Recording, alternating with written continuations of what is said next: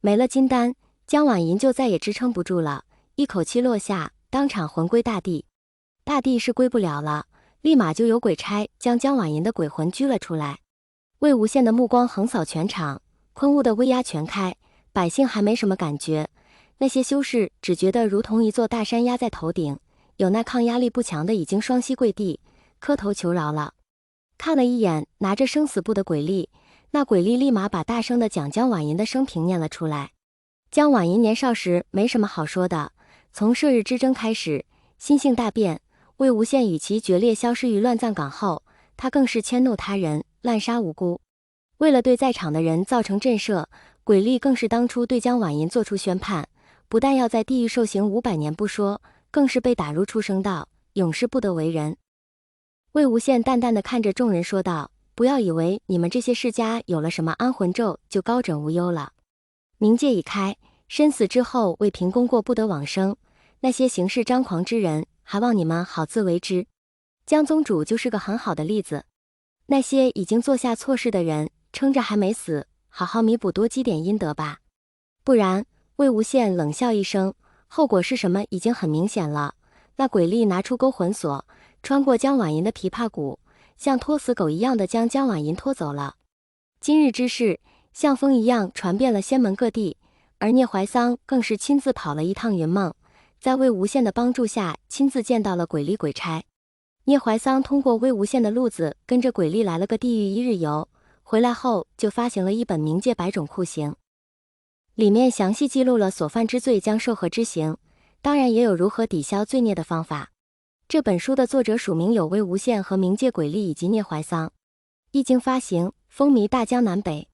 上至仙门首领，下至贩夫走卒，基本是人手一本，还有各大酒楼的说书先生大讲特讲。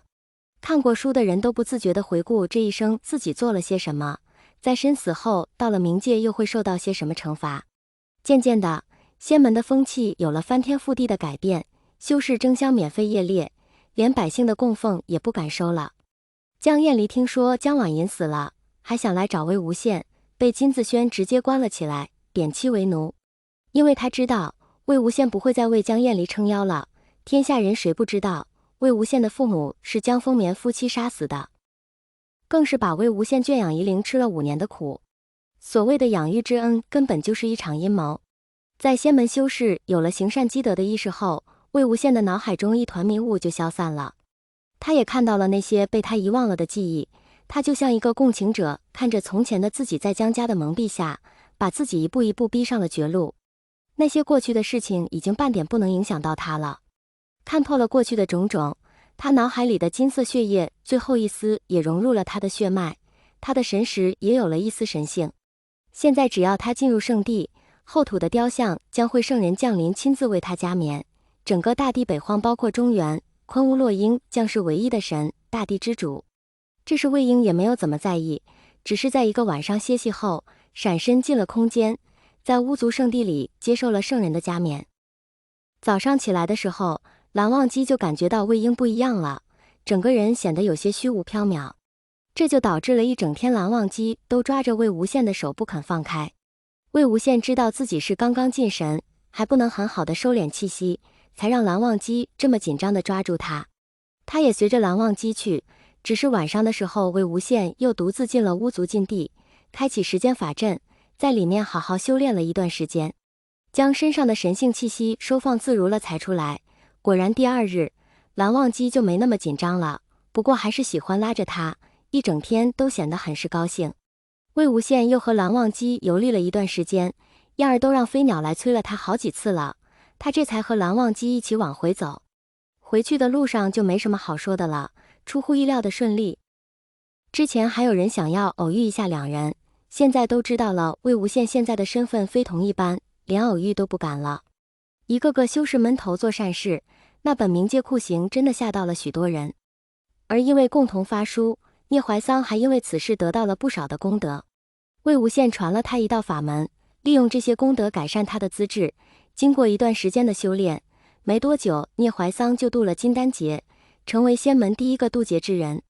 因为冥界刑法一书的出世，待在云深不知处的阿赤好奇冥界的样子，因而开了鬼门，打算带着阿哥冥界一日游。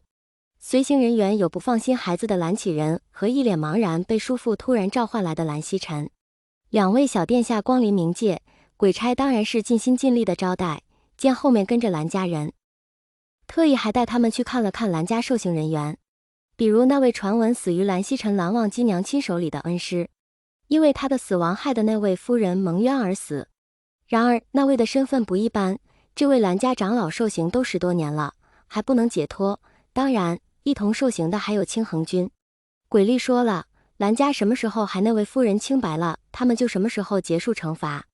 在冥界和此界连通的时候，也就是昆巫觉醒之时，在蓝家祠堂的那些亡灵都被引渡到了冥界。